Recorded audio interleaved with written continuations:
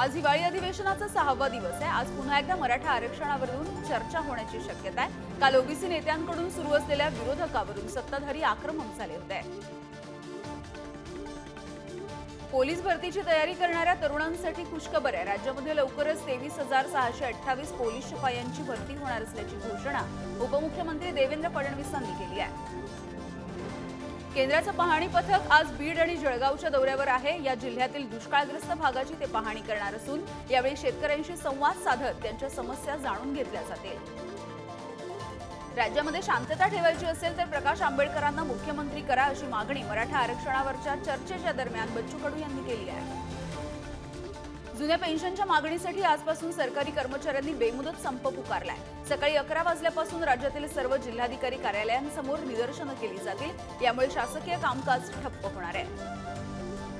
जुन्या पेन्शन योजनेसह अन्य मागण्यांसाठी राज्य सरकारी कर्मचाऱ्यांनी आजपासून संप पुकारलाय। या संपामध्ये पुणे शहर आणि जिल्ह्यातील 60,000 कर्मचारी सहभागी होणार असल्याची माहिती मिळते आहे। कोल्हापूर जिल्ह्यातील सरकारी कर्मचाऱ्यांनी आजपासून बेमुदत संप पुकारला। जुनी पेन्शन लागू करण्याच्या मागणीसाठी हा संप होतोय। यावेळी मोठ्या संख्येने कर्मचारी सहभागी होण्याचा अंदाज आहे। नाशिक महानगरपालिकेतील कर्मचारी आज काळ्या फिती लावून काम करणार आहेत। जुन्या पेन्शन योजनेच्या मागणीसाठीच्या राज्यव्यापी संपाला पाठिंबा देण्यासाठी कर्मचाऱ्यांनी हा निर्णय घेतला आहे। जुन्या पेन्शनच्या मागणीसाठी राज्य शासनाच्या सर्व कर्मचाऱ्यांनी आजपासून संप पुकारलाय। यामध्ये आरोग्य कर्मचाऱ्यांचा सुद्धा सहभाग आहे। त्यामुळे रुग्णसेवा विस्कळीत होण्याची शक्यता आहे। दरम्यान पर्यायी मनुष्यबळाचं नियोजन केल्याची माहिती प्रशासनानं दिली आहे। आजपासून पुकारण्यात आलेल्या बेमुदत संपामध्ये जिल्हा परिषदेचे कर्मचारी सुद्धा सहभागी होणार आहेत। जुनी पेन्शन योजना लागू करण्याच्या मागणीसाठी कर्मचाऱ्यांनी या संपामध्ये सहभागी होण्याचा निर्णय घेतला आहे। विविध मागण्यांसाठी आजपासून परिचारिकांनी संप पुकारलाय। यावेळी संपामध्ये सरकारी रुग्णालयातील सर्वच परिचारिका सहभागी होणार आहेत। त्यामुळे आरोग्य यंत्रणेवर ताण येण्याची शक्यता आहे। खासदार गिरीश बापट यांच्या निधनामुळे रिक्त झालेल्या पुणे लोकसभा मतदारसंघाची पोटनिवडणूक जाहीर होण्याची शक्यता आहे। पोटनिवडणुकीसाठी प्रशासन सज्ज असल्याचं प्रशासनानं स्पष्ट केलं आहे। राज्यातील ज्या जिल्ह्यांमध्ये शासकीय रक्तपेढी नाही अशा प्रत्येक जिल्ह्यामध्ये रक्तपेढी उभारली जाणार आहे। याबद्दलची घोषणा सार्वजनिक आरोग्य मंत्री डॉक्टर तानाजी सावंत यांनी केली आहे। मी लावणी डान्सर नाही, मी डीजे डान्सर आहे। मी कधीही स्वतःचा उल्लेख लावणी डान्सर म्हणून करत नाही असं नृत्यांगना गौतमी पाटील हिनं स्पष्ट केलंय। तर मला एका लावणीवरून ट्रोल करण्यात आलं होतं, त्यामुळे लावणी करायची भीती वाटते असंही तिने म्हटलंय। गोविंद पानसरे हत्या प्रकरणातील दुसऱ्या संशयित वीरेंद्र सिंह तावडे याला साक्षीदारांनी न्यायालयामध्ये ओळखलंय। पंच साक्षीदारांचा सरतपास आणि उलट तपासणी करण्यात आली आहे आणि या प्रकरणाची पुढची सुनावणी 5 आणि 6 जानेवारीला होईल। नाशिकच्या महानगरपालिकेतील 587 पदांच्या नोकर भरतीची तयारी अंतिम टप्प्यात आली आहे। अग्निशमन आणि आरोग्य विभागाच्या पदभरतीची जाहिरात लवकरच प्रसिद्ध केली जाणार आहे। सीईटी सेलनं 2024-25 या शैक्षणिक वर्षासाठीच्या 19 सीईटी परीक्षांचं सुधारित वेळापत्रक जाहीर केलंय। सीईटी परीक्षांना 2 मार्च ते 12 मे 2024 या कालावधीमध्ये या परीक्षा घेतल्या जातील। तर एमएसटी सीईटी ही परीक्षा 16 ते 30 एप्रिलच्या दरम्यान घेतली जाईल। सीबीएसई कडून 10वी आणि 12वीच्या प्रात्यक्षिक परीक्षांसाठी मार्गदर्शक सूचना जारी करण्यात आली आहे। यामध्ये गुण भरल्याच्या नंतर यामध्ये सुधारणा करण्यात येणार नसल्याचं सीबीएसईनं स्पष्ट केलं आहे। राज्यामध्ये एसटी महामंडळानं प्रवाशांसाठी डिजिटल पेमेंटची सुविधा सुरू केली आहे। यासाठी नवीन अँड्रॉइड तिकीट मशीन वाहकांना उपलब्ध करून देण्यात आलंय। त्यामुळे आता प्रवाशांना तिकिटासाठी यूपीआय पेमेंट करता येईल। एसटी प्रवाशांसाठी खासगी उपहारगृहांमध्ये 30 रुपयांमध्ये चहा नाश्ता योजना सुरू करण्यात आली आहे। मात्र ही योजना नावालाच असल्याचं समोर येत आहे। दरम्यान उपहारगृहामध्ये नाश्त्यासाठी अमाप पैसे उकळत असल्याचा आरोप प्रवाशांनी केला आहे। संभाजीनगर विभागामध्ये यंदा 10वी आणि 12वीच्या परीक्षेला बसणाऱ्या विद्यार्थ्यांच्या संख्येमध्ये वाढ होती आहे। यावर्षी 10वीला 1,86,000 तर 12वीला 1,76,000 विद्यार्थ्यांनी अर्ज भरले आहेत। याबद्दलची माहिती विभागीय मंडळाच्या अधिकाऱ्यांनी दिली आहे।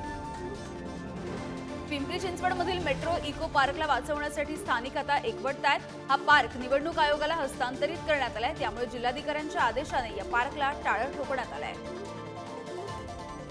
नंदुरबार रेल्वे स्थानकाचा समावेश अमृत भारत स्थानकाच्या यादीमध्ये करावा या मागणीसाठी भाजपचे उपाध्यक्ष मकरंद पाटील यांनी रेल्वे मंत्र्यांसह पंतप्रधान मोदी यांना निवेदन दिले आहे। नाशिकमध्ये परवाना नूतनीकरणाच्या अभावी 80 रुग्णालये अनधिकृत असल्याची माहिती समोर येते। या रुग्णालयांना महापालिका प्रशासन आता नोटीस बजावणार आहे।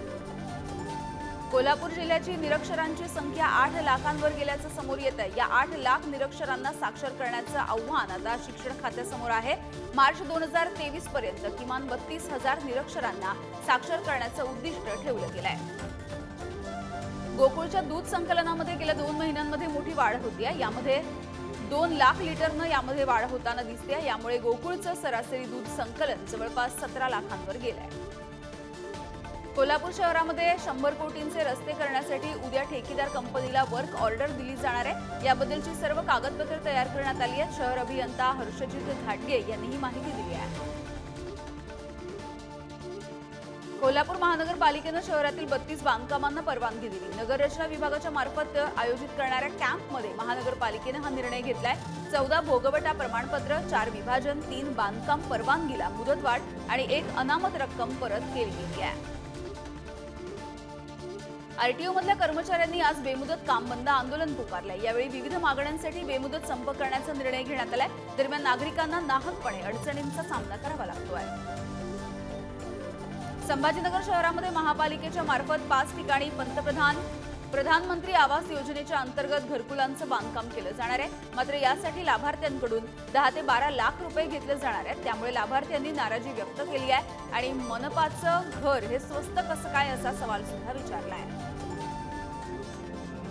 ऊसाला मोठ्या प्रमाणात तुरे फुटल्यात। वजन आणि उतारा घटण्याचा धोका निर्माण झालाय। त्यामुळे हजारो रुपयांचा आर्थिक फटका बसणार असल्यामुळे इथला ऊस उत्पादक शेतकरी संकटात आहे।